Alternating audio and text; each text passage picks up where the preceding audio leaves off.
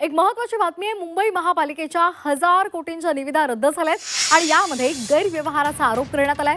मुंबई पालिकेमधील सुमारे 1000 कोटी रुपयांच्या निविदा रद्द करून भाजपकडून या प्रक्रियेमध्ये मोठ्या गैरव्यवहाराचा आरोप झालेला आहे। अवघ्या एका महिन्यामध्ये मोठ्या प्रमाणात निविदा काढल्यामुळे संशय व्यक्त करण्यात आलाय। काही ठराविक ठेकेदारांना लाभ मिळवून देण्याचा प्रयत्न झाल्याचा सुद्धा दावा होतोय। विरोधकांनी या संदर्भात चौकशीची मागणी केली आहे आणि प्रशासनावर दबाव वाढवलाय। रस्ते, पर्जन्य, जलनिसारण आणि इतर कामांच्या निविदांचा यामध्ये समावेश आहे।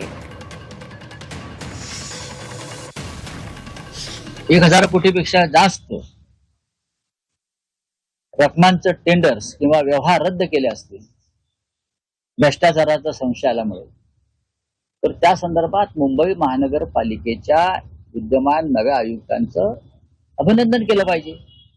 आम्ही सातत्याने ते सांगत होतो की प्रशासकीय काळामध्ये त्या काळामध्ये प्रचंड मोठा भ्रष्टाचार झाला। मुंबई लुटली गेली। मुंबई महापालिकेतला एक एक पैसा हा मुंबईकराचा पैसा आहे, जनतेचा पैसा आहे।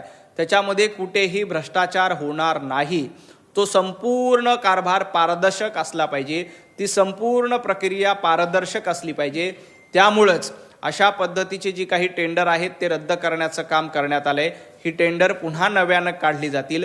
पारदर्शक पद्धतीनं मुंबईचा कारभार करणं हे भारतीय जनता पार्टीचं देवाभाऊंचं स्वप्न आहे।